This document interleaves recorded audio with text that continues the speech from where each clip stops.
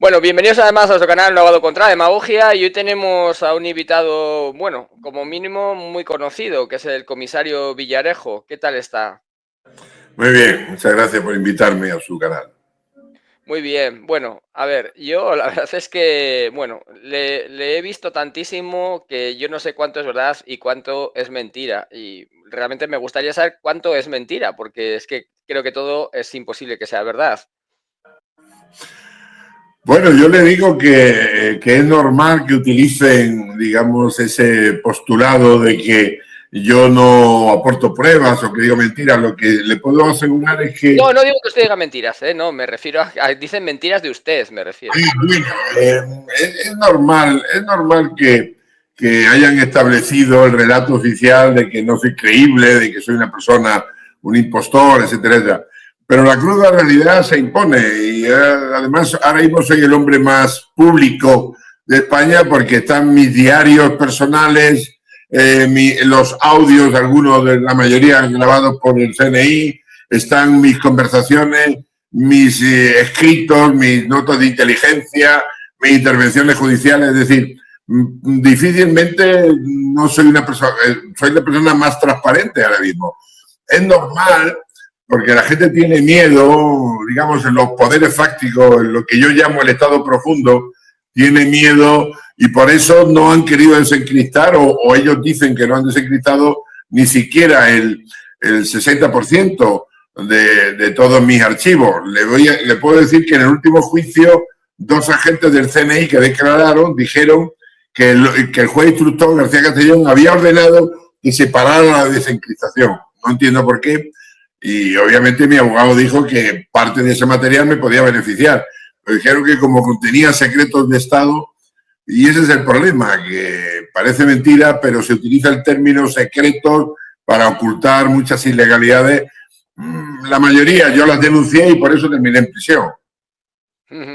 Sí, es cierto que bueno, que muchas veces decir la verdad pues tiene ¿no? un problema grave de que puede acabar uno en prisión, ¿no? Con el Estado encima, ¿no?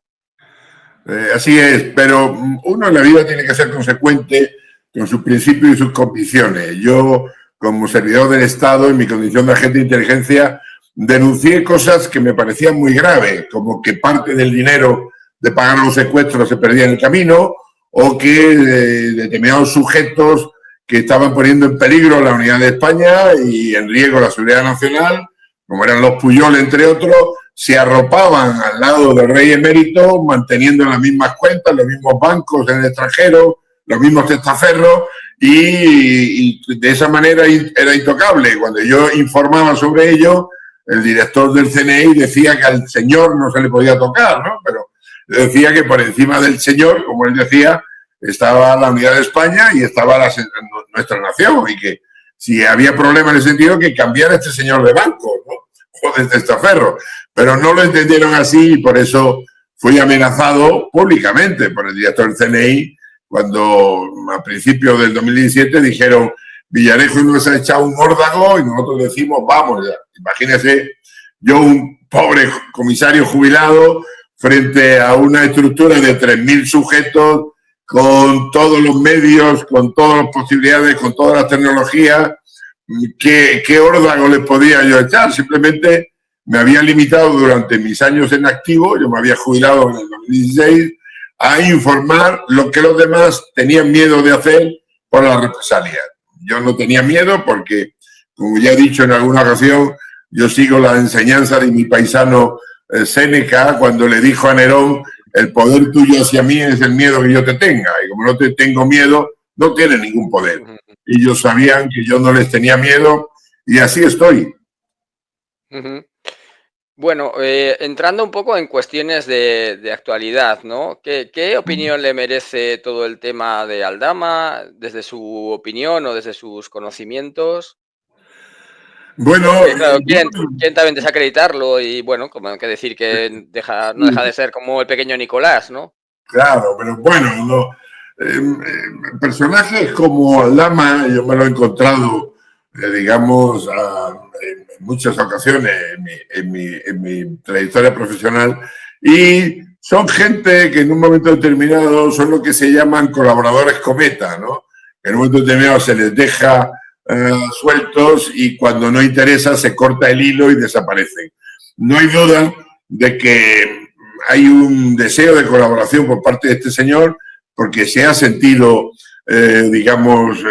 engañado o traicionado por su gente. Y además ha sido tan habilidoso como para contar con un antiguo juez de la Audiencia Nacional, un señor que cobra una fortuna importante, pero permite, gracias a sus contactos con los jueces e instructores actuales, las condiciones que ha tenido. Él apenas en un mes ha pedido declarar voluntariamente y ha salido en libertad. Yo en los casi 4 años que estuve en prisión intenté declarar voluntariamente varias veces y el señor García Castellón nunca me permitió esa declaración y agotó prácticamente el tiempo de la prisión preventiva, es decir, sin juicio.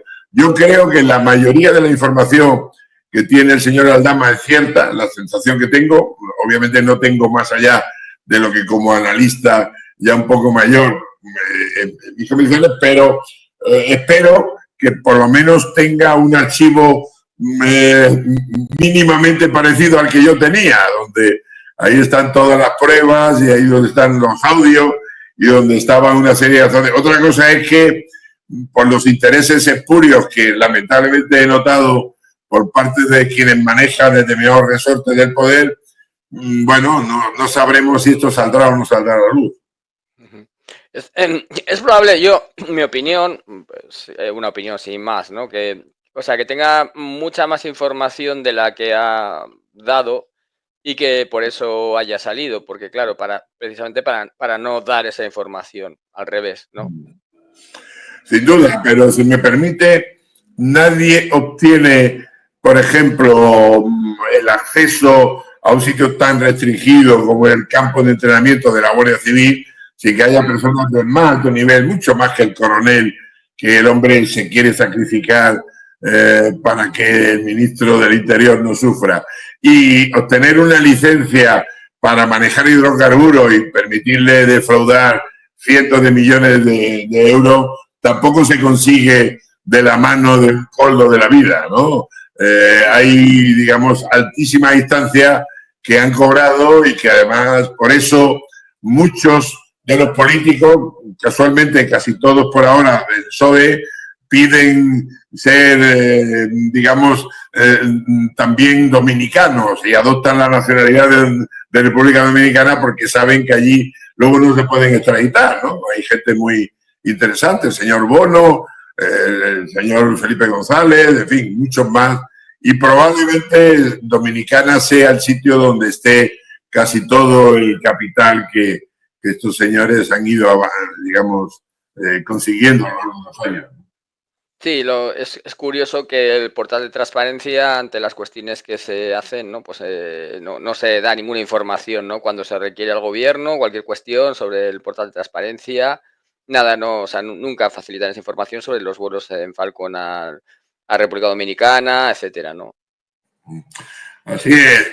Yo, si me permite, mire, en el 2014 ya hice un informe de inteligencia porque me lo pidió el partido en el gobierno entonces, el Partido Popular, me pidió que analizara la figura emergente de un tal Pedro Sánchez, entonces recién nombrado secretario general, ¿no? Hubo recientemente una conversación que filtraron donde yo hablaba con el secretario de Estado de Interior, el señor Francisco Martínez, hablando precisamente de una serie de gestiones que estábamos haciendo sobre los locales relacionados con la sexualidad del suegro de este señor. Cuando salió a la luz esa conversación, Pedro Sánchez, a través del Partido Socialista, presentó una denuncia contra mí en la Audiencia Nacional, que obviamente entendieron que no solamente con esa conversación no podían demostrar que yo le había investigado. Pero es cierto, y hay una nota de inteligencia donde yo aviso del tema. Para mí, y ya lo he dicho públicamente, Pedro Sánchez sigue el criterio de la máxima que existe en el antiguo KGB, hoy FSB, de Servicio Secreto Ruso. Pueblo de borregos, gobierno de lobos. este señor le ha cogido el punto a los españoles y caería una bomba atómica, digamos, ahora mismo en la Moncloa y no pasaría nada porque el señor es incombustible. Y de verdad, mi opinión personal es que probablemente sea el mejor presidente de gobierno que hemos tenido por su osadía, su valentía y tal, si de verdad se dedicara a proteger los intereses de todos los españoles. El pequeño detalle es que solamente se preocupa de él y de su entorno. Pero a mí me merece todos mis respetos porque al final se ha enfrentado a todos, les ha ganado a todos y por lo tanto hace falta tener una pasta especial para hacer lo que él está haciendo, ¿no? Bueno, y ha mentido a todos, ¿no? Ha mentido a toda España sin parar, ¿no? Eso también. Bueno, pero eso forma parte de gran parte de la clase política. Ya Marco Aurelio decía que no había que fiarse de los políticos porque son gente, digamos, con muy pocos escrúpulos. Fíjese, han pasado 20 siglos y poco ha cambiado. Yo mi experiencia con toda la clase política de todo signo, que salvo honrosas excepciones, no son muy fiables porque, digamos, confunden la realidad con sus intereses y eso lamentablemente va en detrimento de la función que deberían tener, que es servir al resto de los españoles, ¿no? No, está claro. Y ahora, hablando de servir al resto de los españoles, a mí lo que han hecho con la Dana de Valencia me parece una auténtica barbaridad. Porque a mí o sea, yo no consigo, usted sí igual desde su perspectiva puede arrojar un poco más de luz. Yo he interpuesto una querella contra el gobierno, también contra Amazon, porque yo creo que Pedro Sánchez debería haber tomado cartas en el asunto, haber aplicado o bien, bueno, pues como hizo el estado de alarma en su momento, o la ley de seguridad nacional, no sé, haber hecho algo, ¿no? Y no hizo absolutamente nada, ¿no? Se metió las manos en los bolsillos y dijo, si tan algo que me lo pidan. Estoy absolutamente de acuerdo con usted. Mire, yo he hablado con muchos políticos, con muchos ministros, con algún presidente de gobierno y siempre le he dado mi opinión de que hay como 1 millón de personas, de sujetos que viven a la sopa boba de la política, como consecuencia del clientelismo que existe en todos los partidos, de montar estructuras absolutamente sin interés y sin capacidad y sin actividad real, solamente para aparentar en lugar de resolver. Yo creo que de ese millón sobra 750.000 y se lo he puesto a todo el mundo. Y esa es la razón por la cual cuando hay una catástrofe, hay tal colisión de competencia, de apuntarse el tanto o de desoír, que nos ha llevado al desastre que estamos viendo. Lo que tendrían que desaparecer es todas aquellas instituciones que no sirven para nada y que solamente sirven para que el señor que ha ayudado o el señor partido cobre 3.000 euros hacia arriba todos los meses.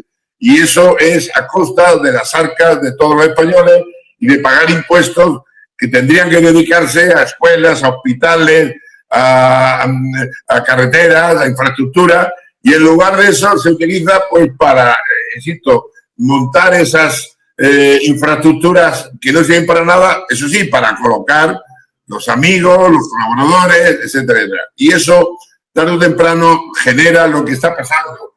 Y es que la ciudadanía, hay una crisis cada vez de credibilidad de las instituciones y es una pena porque eso pone en riesgo, digamos, lo que es el concepto de democracia que debería de sustentarse todas las actuaciones, ¿no?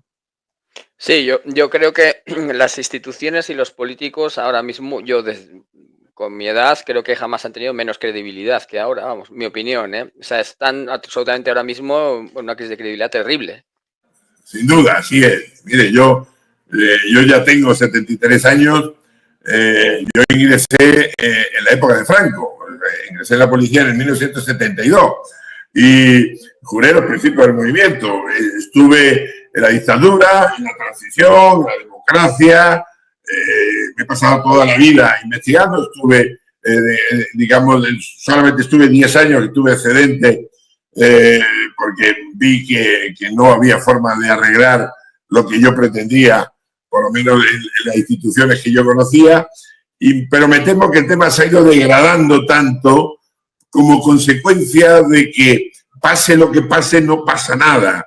Es decir, se ha llegado a un nivel de impunidad de una manera tan tremenda, puedo decir a título personal que es escandaloso y obsceno ver, por ejemplo, en la Audiencia Nacional cómo jueces y fiscales se pasan al sector privado como abogados y siguen actuando en esa Audiencia Nacional con la amistad que tienen con los instructores que mantienen el tema, y en función de a quién se contrata o a quién no, las causas empeoran o envejecen. Y eso pase porque la inmensa mayoría de jueces y fiscales yo sigo creyendo que son independientes y que son objetivos, pero de vez en cuando se da una imagen realmente poco afortunada, ¿no? Yo en mi caso ya he dicho públicamente que hay 4 tipos de códigos penales: para los amigos, para los enemigos, para los jueces y fiscales entre ellos y para un tal Villarejo, ¿no? Que en mi caso, imagínense, crearon una denuncia falsa con un agente del CNI que dijo que era anónima, se puso de acuerdo con 2 fiscales y cuando el juez instructor lo descubrió, lo amenazaron y le obligaron a irse. Y eso no lo digo yo, eso lo han publicado varios libros y a esos libros han ido esos fiscales a presentarlo.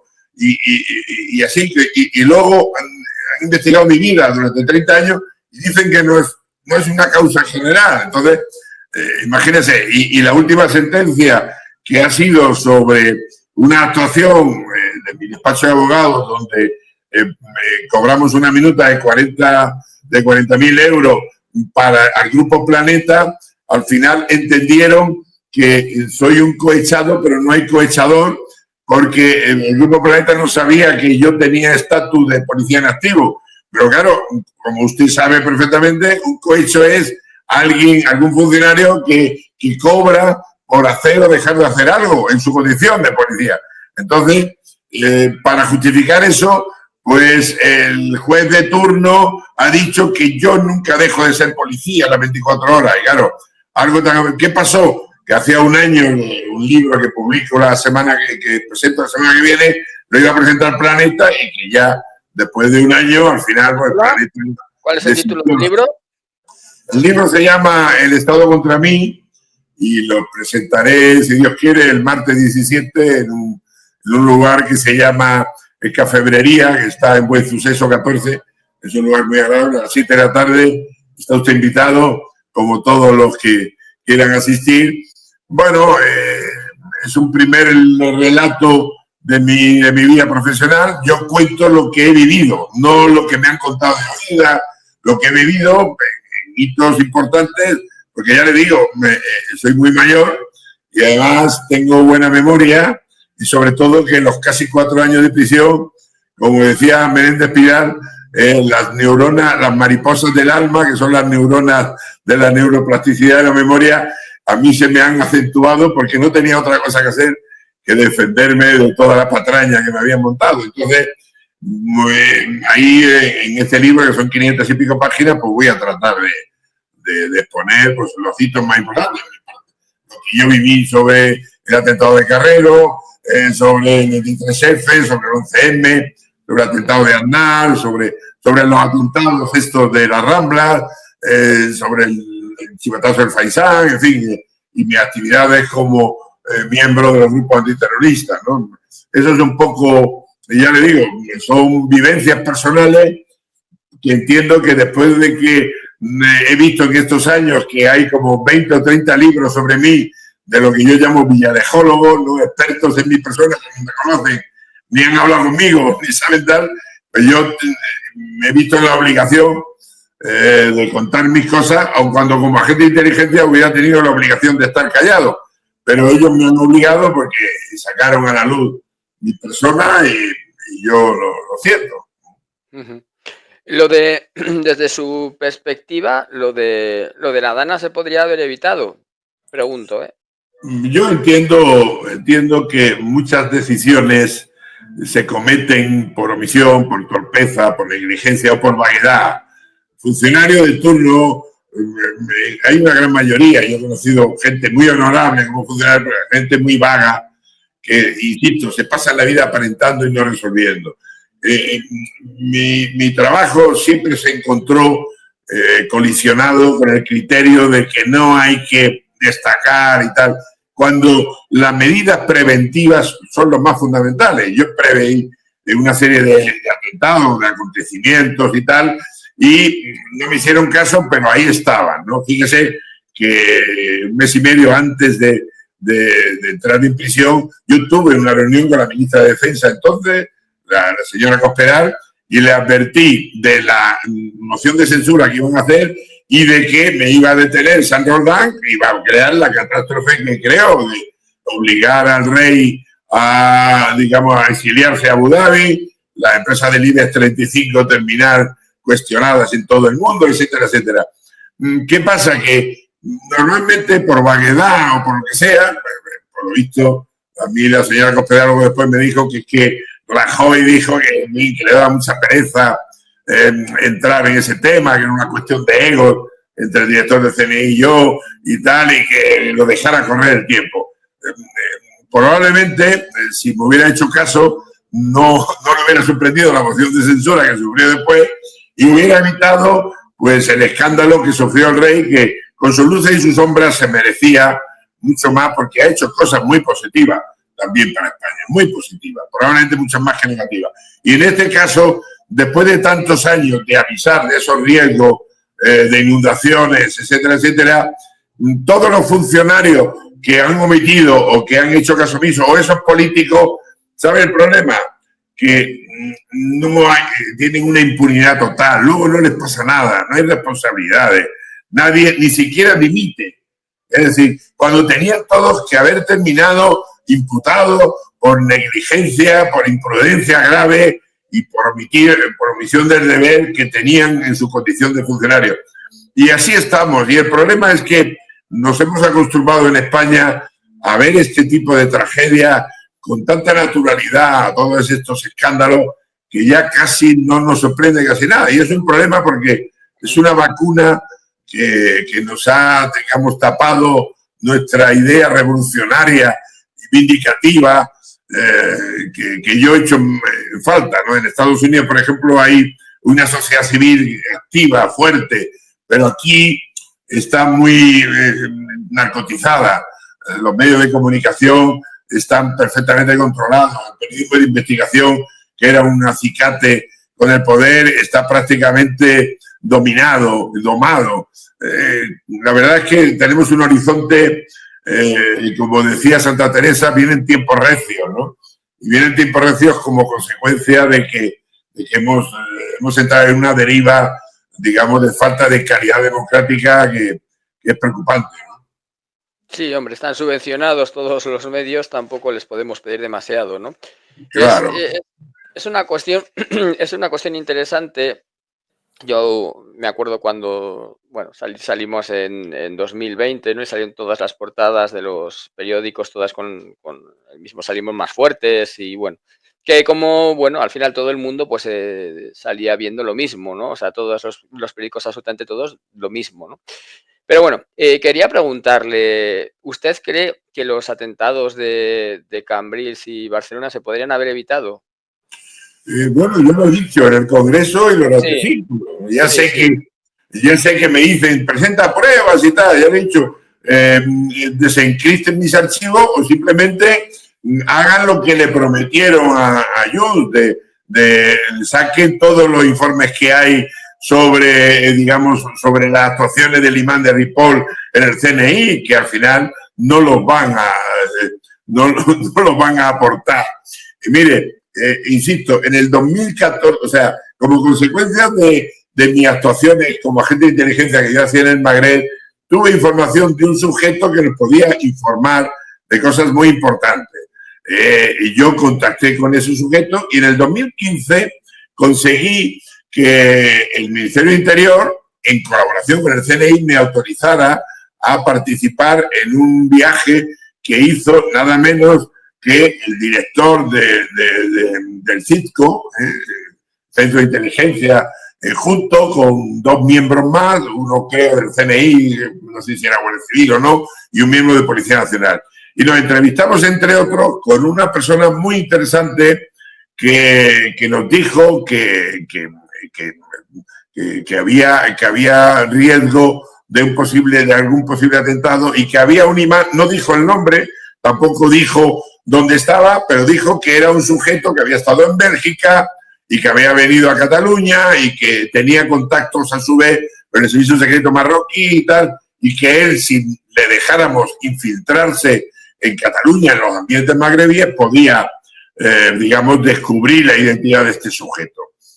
Fíjese, yo mantuve varias notas de inteligencia, mantuve reuniones con miembros del Ministerio Interior y del CNI, y al final, pues lamentablemente, como no me hacían caso, hice venir varias veces a esta fuente, pues al final tiré la toalla, entre otras cosas, porque entonces me habían encargado, digamos, de acceder a la señora Larsen, ¿no? A la Corina Larsen. ¿Qué pasó? Que cuando ocurre esos atentados, yo recuerdo el tema, me enfado muchísimo, porque digo, no me hicisteis caso, no me hizo caso el señor San Roland, porque como venía de mí, y yo mantengo varias reuniones con el director del fisco de nuevo, con el juez instructor, señor Andreu, y tal. ¿Y qué pasa?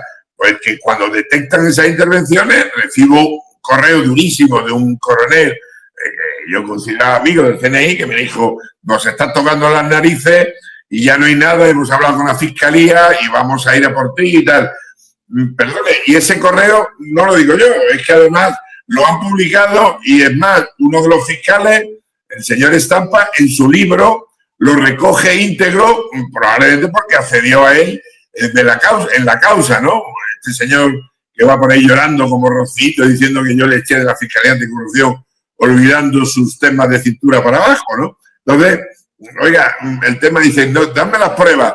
En el mundo de la inteligencia no hay que pasar las pruebas, salvo las notas de inteligencia que se hacen, salvo los correos, las comunicaciones, y todo eso está en mi archivo. Y usted, como letrado, sabe que el principio de contradicción es una esencia de nuestro Estado de Derecho. El fiscal utiliza mis archivos para acusarme, pero mi defensa no tiene copia de esos archivos, porque se nos han negado desde que se los llevaron. Y sabe que la ley de enjuiciamiento criminal dice que una vez copiados los archivos, se dará el original. Yo no quiero el original, yo quiero una copia de lo que se llevaron. Todavía no, porque ellos alegan que hay muchos datos que afectan a la seguridad del Estado. Y siempre se utiliza el viejo truco de los secretos para encubrir o torpezas o ilegalidades o simplemente, digamos, errores graves. Ese es el gran problema que yo he visto en la clase funcionarial, no solamente en el CNI, pero fundamentalmente en el CNI, que cuando cometen un error lo tapan, lo encubren, porque no quieren dar imagen de torpeza. Y la única manera de corregir errores es, digamos, afrontarlo, analizarlo y no ocultarlo. Le doy un dato muy simple. El día 18, a la 1:15 de la tarde, desde el centro del CNI de Madrid, se dieron instrucciones para destruir todo lo que había sobre el imán en Cataluña.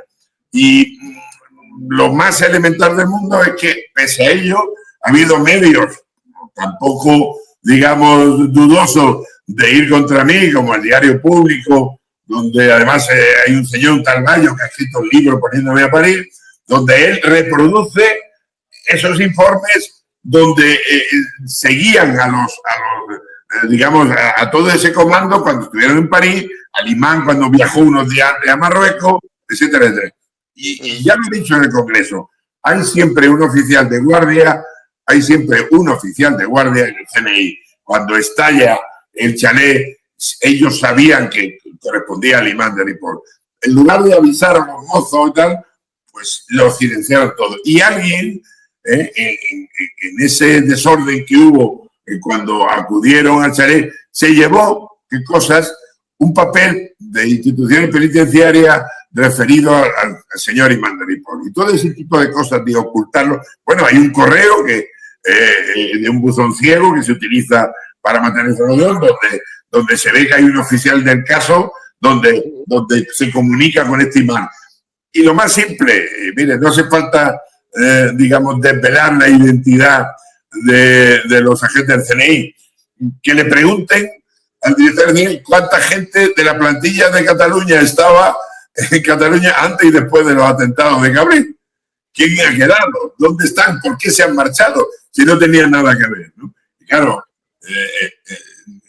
eso son evidencias y la verdad, la diga Agamenón o la diga su porquero. Y yo, lamentablemente, seré un porquero para ellos, por aquello de que dicen que soy el rey de las cloacas, etcétera, etcétera. Pero el señor San Roldán no es Agamenón y tendrían que bucear un poco y pedirle responsabilidades, porque hay una clarísima, digamos, relación de mentira que el señor San Roldán ha hecho. En la Comisión de Secretos, fíjese, en el 2013 dijo que había ido a Londres a ver a la señora Larsen porque se aburría ese fin de semana, en plan privado. Cuando salieron los audios míos con la señora Larsen, inmediatamente fue diciendo, un momento, yo fui en viaje oficial, me lo encargó el rey con autorización del presidente de gobierno. Entonces, mintió también en un juicio que me preparó contra mí, en el 2017, el día de mi detención, donde decía que yo, el viaje famoso ese, que no era verdad, etcétera. Menos mal que un juez honorable e independiente, yo creo que no ascenderá nunca, el pobre, pues me dio la razón y dijo que es verdad, que yo fui en un viaje oficial y tal. Entonces, al presentar esa denuncia, él pretendía que ese juez dijera que yo mentía, que mi nota de inteligencia sobre los atentados no eran correctos y tal. Para desgracia suya, la primera vez que el CNI se creía contra un ciudadano, que fue en mi caso, gané. Y claro, todo eso en el relato oficial siempre se esconde. ¿Por qué? Pues porque hay una serie de sujetos que yo le llamo parásitos dentro del sistema, incrustados en el sistema, que son los que deciden pues, el día a día de su vida, la mía, la de todos los ciudadanos, porque ellos creen que están por encima de los demás. Es que yo lo llamo a esto parasitocracia, lo que hay en España, más que... Bueno, me alegro de coincidir con usted en ese sentido. Es decir, ¿qué hace un tonto llamado Villarejo? Pues creer que su obligación es denunciar este tipo de cosas, y yo llevaba años denunciando. O sea, ¿qué razón tenía, después de haber estado 30 años como agente de inteligencia en Torre Picasso, sin tener nunca actividades policiales, sin que nadie dependiera de mí, y todo el mundo durante 10 ministros de Interior pasaron, digamos, con mi situación, de pronto dicen, hemos descubierto que Villarejo tiene una oficina, ¿esto qué es? Oiga, mis empresas de cobertura se utilizaban para eso, para cobertura. Fíjese, así de simple, ¿no?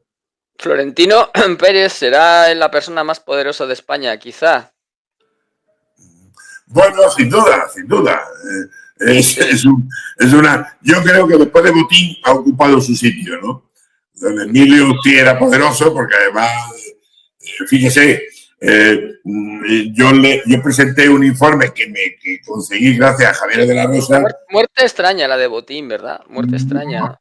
Bueno, yo supe un poco por su entorno, es una muerte honrosa. Él jugó un partido de fútbol pensando que tenía 50 años, 60, porque la verdad es que 2 o 3 años antes de morir, y yo le vi en una ocasión, y el hombre, aunque tenía ya casi 80 años, parecía que tenía 50, un hombre fuerte, enérgico, todos los días. ¿Sabe usted que en su despacho aquí, en la ciudad de La Banca, que está a 500 metros de mi casa, donde aquí en Boadilla, él en su despacho enorme tenía una piscina donde todos los días nadaba y donde muchas veces a las 8 de la mañana obligaba a su directiva los domingos a que le dieran cuenta de cosas mientras él nadaba, ¿no? Entonces este señor, claro, tenía 80 años, por la mañana se fue a jugar un partido de fútbol, de fulbito, y por la tarde pues tuvo un encuentro, digamos, un tanto especial con las relaciones públicas de Fórmula 1, una argentina guapísima, por cierto. Y claro, el problema es que tenía un body de 50, 60 años, pero una patata, un corazón de 80. Y claro, las emociones le dieron. Él murió en Italia, eso lo sé, y un avión lo trajo a Torrejón, y fue Torrejón cuando el médico, digamos, certificó su muerte, y se lo trajeron, creo que a la ciudad de La Banca, para dar la impresión de que había muerto mientras trabajaba en el despacho. La verdad es que hacía otro tipo de trabajo, pero bueno, es una muerte que a mí me hubiera gustado el día que ocurra tenerla, ¿no? Porque no hay nada más gratificante. Pero indiscutiblemente, lo sé, por Javier de la Rosa y por muchas otras actuaciones más, el hombre más poderoso. Y ya le digo, fíjese hasta qué extremo que 3.000 millones que blanquean los Pujol a través de él y a través del grupo Prisa y tal. Lo de los Pujol es tremendo, porque Pujol todavía no da juicio. Morirá. Sí, Pujol morirá sin ir a juicio, claro. Bueno, pero fíjese, por Javier de la Rosa, que el hombre, en fin, digamos que yo le capté para el tema de actuaciones en Cataluña, etcétera, etcétera, y además le dimos un dinero importante de los fondos nacionales, por cierto, que yo anticipé y que nunca me pagaron. Él decía que el hombre es más poderoso y que cuando había algún problema con el CNI, con el servicio secreto, Botín lo adelantaba y que luego él se los cobraba bastante. Y fíjese, 3.000 millones, o sea, una empresa de 1 millón y algo le pide, de uno de los hijos de Pujol, le pide un préstamo al Banco Santander de 3.000 millones y se lo da. Imagínense. Y claro, se lo da para recomprar parte de las oficinas del Banco Santander y del Grupo Prisa, con lo cual una inyección del Grupo Prisa que como todos los años, como un enfermo terminal, digamos, recibe esas inyecciones. ¿Qué pasa? Que cuando yo aporto una serie de informes y se abre una información en la Audiencia Nacional, sorprendentemente al final deciden que no es importante saber el origen de 3.000 millones que entran en el circuito económico español. ¿Y qué no tiene importancia? Al igual que tampoco tuvo importancia los 2.000 millones que encontraron en el HSBC por la cuenta de Falciani y que se limitaron a pagar el 10%, que era lo que había obtenido de rentabilidad ese año, con lo cual un señor que había defraudado 2.000 millones no le pasó nada, ¿no? Entonces, ese tipo de cosas determinan la importancia. Y respecto a don Florentino, pues fíjese, le puedo decir que alguien, en la lucha que él tiene con Iberdrola, alguien le dijo que era bueno que yo que me acusara de yo haber estado en sus investigaciones. Yo jamás investigué nada de Florentino, entre otras cosas porque no me lo pagaron. Lo habría hecho.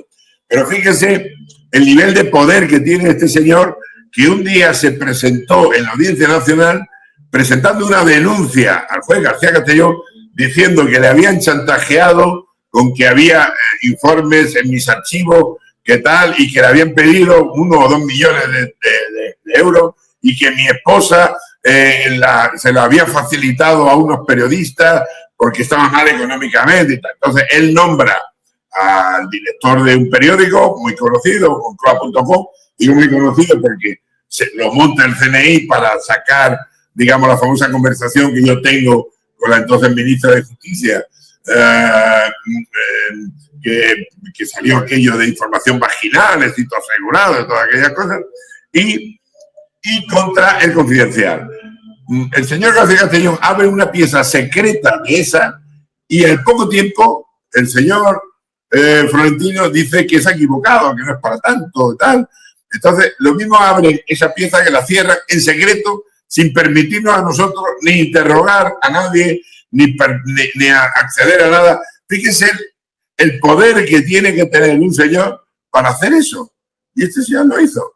Y el señor García Castellón, pues, ahora se ha jubilado, en fin, después de toda una serie de interpretaciones muy peculiares que ha hecho del Código Penal y de la ley de juicio criminal en mi caso. Pero bueno, yo no tengo ningún sentimiento más allá que digamos, de excepción, porque un magistrado tan importante de la Audiencia Nacional se haya prestado como se ha prestado para determinadas cosas, ¿no? Este es el que se ha querellado contra Yone Belarra, ¿no? Creo recordar. Bueno, sí, no, me estaba acordando ahora, sin más. No, sí, yo le he denunciado varias veces por prevaricación, porque, vamos, le pillé en 20.000. Fíjese, abrió una pieza, la número 28, porque un detective que lo pagan los abogados de los Pujol, señor Martel,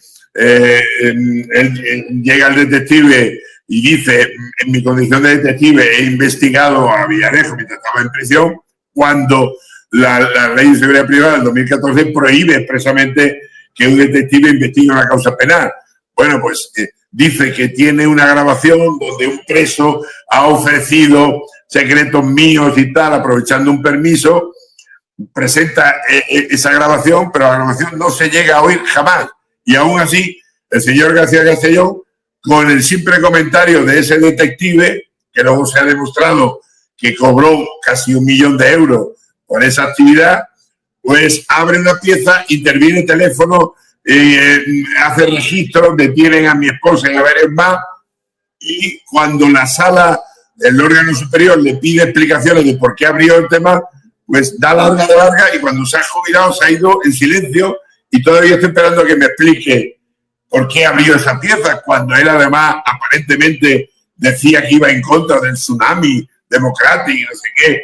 Pero qué casualidad que unos días antes de jubilarse, que debe ser que no le dieron lo que le habían prometido a quien fuera, este señor, alguien de pronto descubre que ha cometido el error de por un día, digamos, no prorrogar un tema, ¡pum!, y el tema se viene abajo, ¿no? O sea, son esas cosas que determinan la impunidad de determinados funcionarios que, al no ser nunca perseguidos, siguen actuando, y eso produce un grave daño a la imagen de corporaciones tan importantes como el Poder Judicial, que insisto, que yo sigo creyendo en él, porque la inmensa mayoría de jueces fiscales son honorables e independientes, y que si dejara de creer, mi vida como servidor del Estado no habría tenido sentido, ¿no? Porque siempre he creído en el Estado de Derecho. Sin Estado de Derecho solamente hay caos, y el caos nos llevará a situaciones como las que muchas veces estamos viviendo, lamentablemente. Sí, yo creo mucho más en el Estado de Derecho que en la democracia, vamos, porque creo que es mucho más fundamental el Estado de Derecho. Y le quería preguntar dos últimas cuestiones. Una es, ¿todavía sabe algo más que no haya dicho? No digo que me lo diga, pero digo, ¿sabe algo usted todavía que no haya contado? Bueno, el miedo que hay sobre mí es que apenas han salido a la luz el 15 o el 20% de mis archivos, que fueron bastante telas, ¿no? Yo le digo una cosa, yo no tengo, o sea, yo entiendo que haya ese miedo, y fíjese, como le he dicho antes, el principio de contradicción es que yo tendría que tener una copia de mis archivos que nunca me dieron, ¿no? Pero cada vez que he sido interrogado, los fiscales siempre decían, ¿dónde están las copias? ¿Dónde están? Como si fuera importante que yo tuviera copias, cuando ellos tenían la obligación de haberme dado una copia de esos archivos. ¿Les preocupa por qué? ¿Les asusta por qué? Yo lo entiendo. 40 años es como la tapuerca sonora de los últimos 40 años de España, y están ahí. Se llevaron más de 1000 microcintas que ni siquiera las inscribieron en las actas de registro, y son de los años 70, 80, 90, mis charlas con Felipe González sobre el GAL, mis charlas con otros políticos importantes, mi intervención, es decir, la historia de España, que yo creo que es injusto que se detraiga o que se destruya, ¿no? Como hicieron, por ejemplo, con gran parte de la información del 11M, que alguien decidió destruir, o lo del 23F, porque entendían que los españoles no estamos preparados para eso, ¿no? El propio, uno de los directores, el director del CNI, el señor Sainz, públicamente no le ha dado vergüenza decir que gran parte del 23F se ha destruido por el bien de los españoles, lo cual, en fin, dice mucho de lo mal, del poco respeto que nos tiene la ciudadanía, ¿no? Sí, lo del 11M, sí, porque lo del 11M fue terrible, ¿no? Cómo se destruyeron las pruebas. Pues mire, yo en mi libro, que le digo, le invito el 17, yo dedico un capítulo muy importante al 11M, porque yo tuve información muy importante sobre el 11M gracias a mis buenas relaciones que yo tenía con la Mujamarat siria y libanesa, el servicio secreto sirio y libanés, donde a mí me dijeron que había en Beirut, en una cabina, en un campo de refugiados de Hezbollah, había varias llamadas y recepciones de los sujetos que luego atentaron, o que aparentemente atentaron el 11M. Yo pedí ir a rescatar digamos, ese listado de llamadas, Cuando ya estaba en el avión subido, me bajaron. En lugar de ir yo, fue otra persona. Y obviamente, como no era yo, porque eran unas relaciones muy personales, gracias al señor Alcázar, Monser Alcázar, que solamente nos dio a nosotros buena información a cambio de nada. Y cuando volví a ir al cabo del tiempo, me dijeron que había llegado el servicio secreto francés y que se había llevado esas grabaciones, esa relación. Y decir, tío, yo tuve muy buenas relaciones entonces con el jefe de la Mujabbarat, que era además cuñado del presidente que ha huido ahora, que por cierto murió en un atentado y tal, donde me contaba todos los detalles de cómo había sido o de qué ingenuos éramos. Y en fin, ya le digo, es prácticamente, yo diría que la quinta parte del libro la dedico al 11M. Espero que... ¿Quién la edita al final? El Estado contra mí es el título, pero ¿quién la edita al final? Porque ha tenido problemas, ¿no? Edita una editorial nueva que lleva, digamos, menos de un año, que se llama Código Rojo Ediciones. Ya le digo, todas las editoriales normales estaban deseosos de digamos, de editar mi memoria, pero luego recibían la visita de señores de negro que le aconsejaban que no. Ya le digo, la propia Planeta me ha tenido un año entretenido, porque hace un año que terminé el libro y hace un año que me habían prometido todo y al final, gracias a esta, digamos, editorial de nueva creación, que además su lema es contar lo que la gente dice que no ha existido nunca, ¿no? Entonces confío en que otros sigan mi ejemplo y también utilicen esa editorial porque vale la pena. Y dos preguntas ya y le dejo porque le estoy entreteniendo mucho más de lo prometido. No, absoluto, me tiene a su disposición. Le quería preguntar una pregunta obvia. ¿Usted no tiene miedo por su vida? Es una pregunta bastante obvia. Se ha preguntado 1000 veces, supongo, ¿no? No, mire, yo he estado en situaciones realmente complicadas.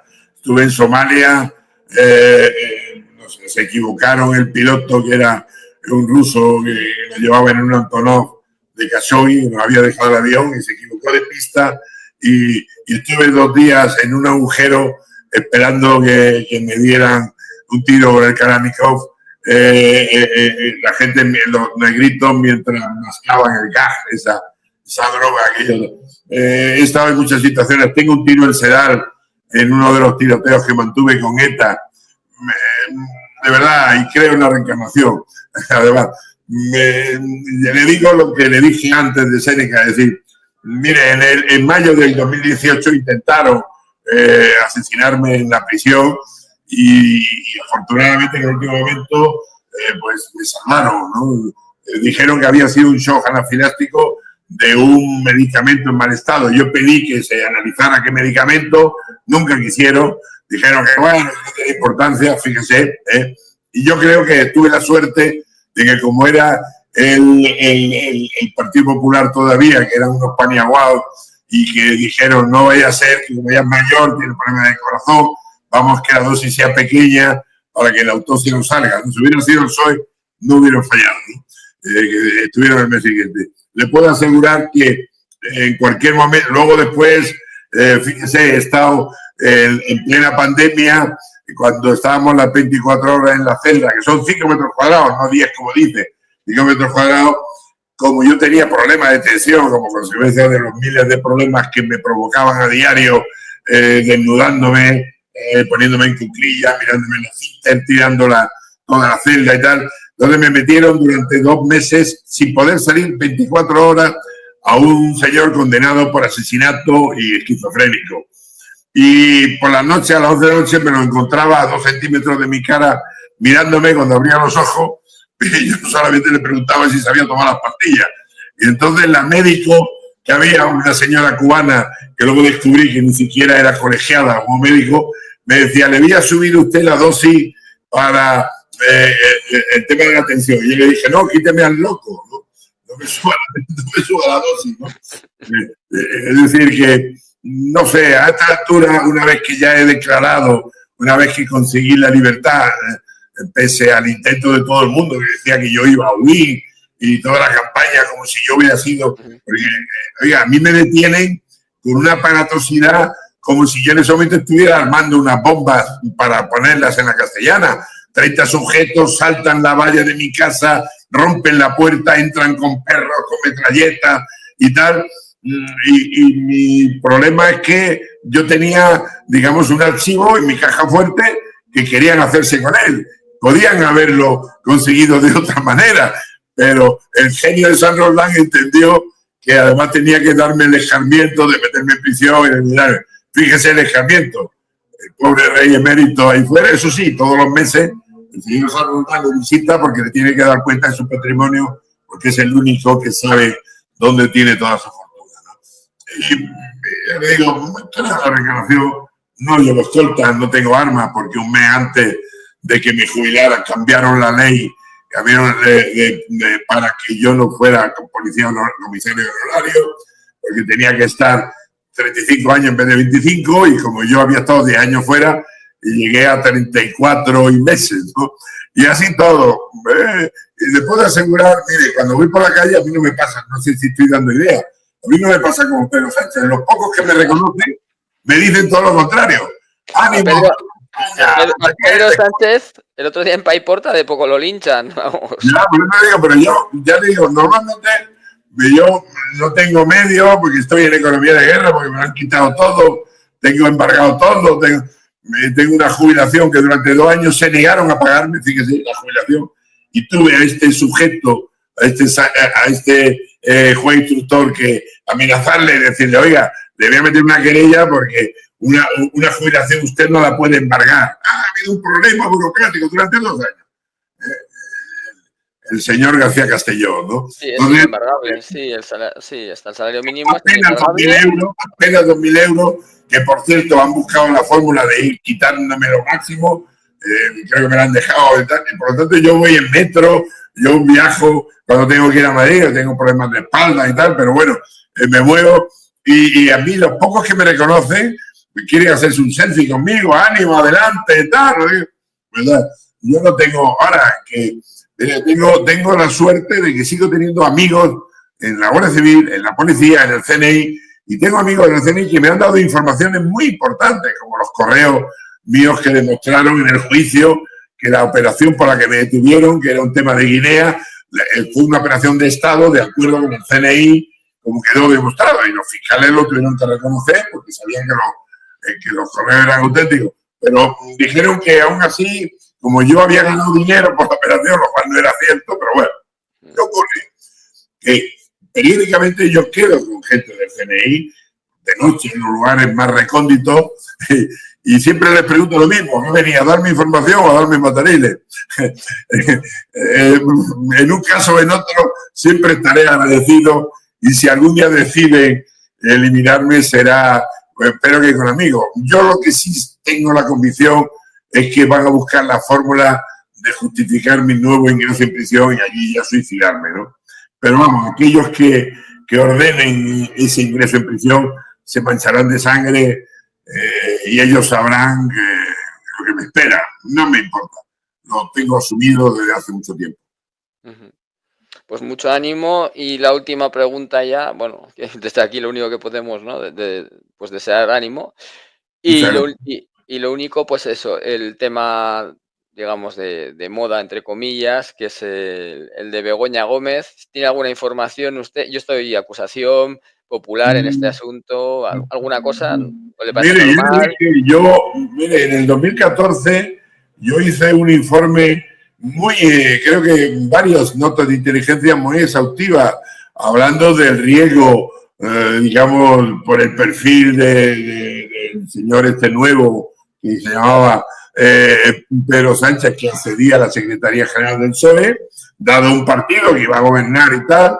¿Por qué? Porque el padre de la señora, de la esposa del presidente del gobierno, era un colaborador nuestro en la sauna y nos permitía en ocasiones el poner micrófono y cámara para captar como independentistas y como etarras o miembros de Herri Batasuna y de Bildu y tal, y del Partido Socialista, del Partido Popular, de todos los partidos, iban a esa sauna gay donde había muchos menores, casi siempre marroquíes o brasileros, y claro, esa actitud poco bizarra, digamos, como diría un militar, luego después servía para cambiarles el ánimo a estos señores. Todo eso forma parte de lo que se llama el archivo Jano, que el CNI lo sabe utilizar muy bien y eso permite que en algunas ocasiones jueces honorables y honestos e independientes de pronto reciban avisos digamos, de lo que ellos llaman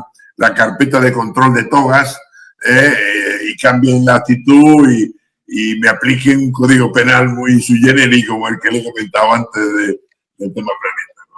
El otro día salió un bailaor que le habían absuelto y que dijo que había estado en las saunas, no me acuerdo cómo era el nombre. Y, Adán, puede ser Adán, que era la sí, más importante que había en aquella época. sí, y salió. Rafael Amargo puede ser, igual. No sé, y salió ahí diciendo, no, es que si yo digo todo lo que sé de las saunas, aquí se cae España.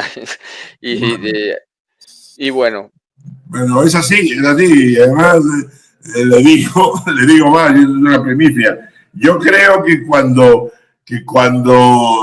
el señor Sánchez se enamoró con su esposa, él debió de saber que se hacían esas grabaciones y tengo la sensación de que el ascenso tan fulgurante fue porque algunas de esas grabaciones se las quedó él, ¿no? Porque a diario, cada 2 días, iba un funcionario a recoger esas grabaciones del CNI o del Interior, pero obviamente el dueño del establecimiento podía hacer copia perfectamente, ¿no? Y algunas eran prominentes, digamos, figuras del Partido Socialista, ¿no? Con lo cual no me extrañaría que en un momento determinado lo recordara para que cambiaran de opinión si eran más proclives a otro candidato, ¿no? qué podrido está todo, ¿eh? Qué pena. Bueno, pero mire, yo sigo teniendo confianza, mi actitud siempre ha sido vitalista y le puedo decir que si uno no intenta hacer algo por cambiar, aunque sea un minúsculo parte del sistema, luego no se puede quejar de lo que ocurre. Yo creo que usted, con su medio independiente, creo que aporta bastante, por lo menos a la claridad y al conocimiento de lo que está pasando, y así los que tenemos la obligación de que algo cambie en el sistema, porque si el sistema termina empozoñado, mal tema, mal resultado. Y yo dije, el día que salí de prisión, dije que si me acusaban de ser el rey de las cloacas, tenían que leer un poco más los clásicos y saber que en Roma se veneraba la Venus cloaquina, porque era en deferencia de la cloaca máxima, que es la que permitió que Roma se saneara y no sufriera las epidemias que otras ciudades. Y las cloacas sirven para limpiar la basura, no para generar. Y yo me he limitado a limpiar la basura de que otros estaban provocando. Por lo tanto, más que un insulto, para mí era un honor que dijeran que yo era el rey de las cloacas, ¿no? En cierta medida, durante muchos años traté de limpiar parte de toda la basura que me encontré en mi camino. Pues el Estado contra mí, que bueno, para todos, que yo creo que será interesante leerlo, que todos los oyentes, pues bueno, yo creo que yo desde luego lo voy a leer, porque ya le digo, ya le he dicho antes, donde lo presentaré el día 17, allí en la calle Buen Suceso 14, en lo que se llama Cafebrería Ad Hoc, y a las 7 de la tarde, pues me están todos invitados y con mucho gusto le firmaré a todo un ejemplar y por lo menos no le pasará desapercibido. Luego hablarán siempre de las teorías conspiranoicas de Villarejo y tal, y esa cosa. Pero todavía estoy esperando a alguien que diga en qué cosa yo he mentido o qué cosa que yo he vaticinado luego no ha ocurrido. sí, bueno, a mí también la sexta me dedicaron por cuando interpuse la querella contra Begoña Gómez, pues que sí soy el abogado conspiranoico, bueno, estas cosas es lo que toca. Usted lo sufre también, pero no por ello uno tiene que desfallecer, porque le digo, don Aitor, que no hay nada más terrible que la almohada de uno y por las noches se enfrenta a ella y te dice que eres un mierda o eres una persona que lo estás intentando. Por mucho que uno engañe a los demás en público, luego en privado uno no se engaña a sí mismo. Y yo de lo único que me arrepiento de las decisiones que tomé es que arrastré a mi familia porque estos mafiosos, estos gángsters que se enfrentaron a mí, entendieron que había que destruirme imputando a mi esposa, imputando a mi hijo mayor, intentando metiéndolos en la cárcel también a ellos, porque así me iban a debilitar. Yo sigo creyendo digamos, en que este es un país maravilloso e importante y tenemos que volver al espíritu de los tercios de Flandes, que éramos, digamos, un ejemplo de lucha y de combate y de resistencia. Y yo así me siento y yo hasta el último día de mi vida vindicaré, digamos, esa esencia como español. Pues muchísimas gracias, José, y bueno, pues ha sido un auténtico placer y espero que a todos los que ven el canal les encante porque ha sido muy interesante. Me tiene a su disposición para cualquier cosa. Un saludo. Vale, un abrazo. Adiós.